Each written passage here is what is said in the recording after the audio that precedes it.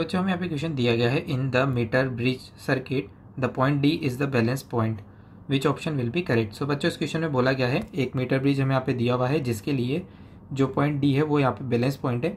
हमें यहाँ पे फाइंड आउट करना है कौन सा ऑप्शन यहाँ पे करेक्ट होगा। तो चलिए क्वेश्चन को यहाँ पे सोल्व करते हैं। सो अकॉर्डिंग टू क्वेश्चन हमें यहाँ पर एक मीटर ब्रिज दिया हुआ है जिसके लिए जो पॉइंट डी है वो यहाँ पे बैलेंस पॉइंट है, यानी कि जो पोटेंशियल होगा बी पॉइंट का वो बराबर होगा पोटेंशियल एट पॉइंट डी। ठीक है, चलिए इसको सोल्व करने के लिए मैं यहाँ पे मान लेता हूँ कि जो बैटरी है उसका पोटेंशियल 10 वोल्ट है। सो यहाँ पर जो पोटेंशियल है वो 10 आ जाएगा और यहाँ पे पोटेंशियल आ जाएगा 0। दोनों का पोटेंशियल सेम है, मैं मान लेता हूँ दोनों का पोटेंशियल इनिशियली 5 और 5 वोल्ट यहाँ पर है। ठीक है, चलिए अब अपन यहाँ पे ऑप्शन चेक करते हैं। सो फर्स्ट ऑप्शन में यदि यहाँ पे मुझे बोला गया है if the jockey shifted to the left of D current will flow from meter bridge wire to the point B.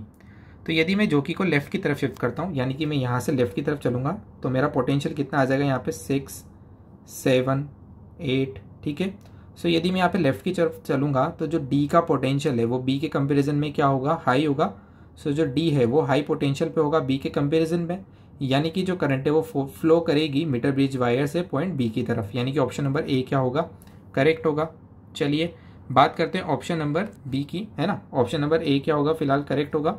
यदि ऑप्शन नंबर बी की यहाँ पे मैं बात करूँ if jockey shifted to the right of D current will flow from the point B to the metre bridge. तो यदि मैं राइट की तरफ चलूंगा तो इधर पोटेंशियल कितना आएगा, 4 वोल्ट, 3 वोल्ट और 2 वोल्ट।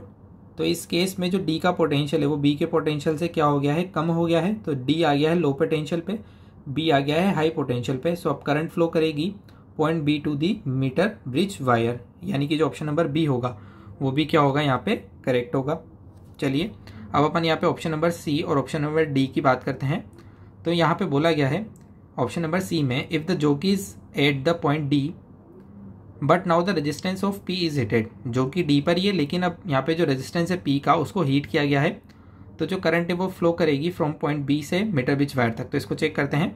तो यदि मैं क्या करूँ कि जो P का रेजिस्टेंस है उसको यदि मैं हीट करूँगा, ठीक है ना, यदि जो P का रेजिस्टेंस है उसको यदि मैं यहाँ पे हीट करूँगा तो क्या होगा, तो जो रेजिस्टेंस है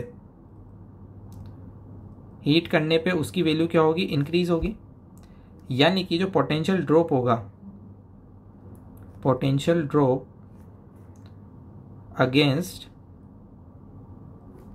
ए बी पे जो यहाँ पे पोटेंशियल ड्रॉप होगा वो भी क्या बढ़ेगा, वो भी क्या हो जाएगा, यहाँ पे इंक्रीज हो जाएगा।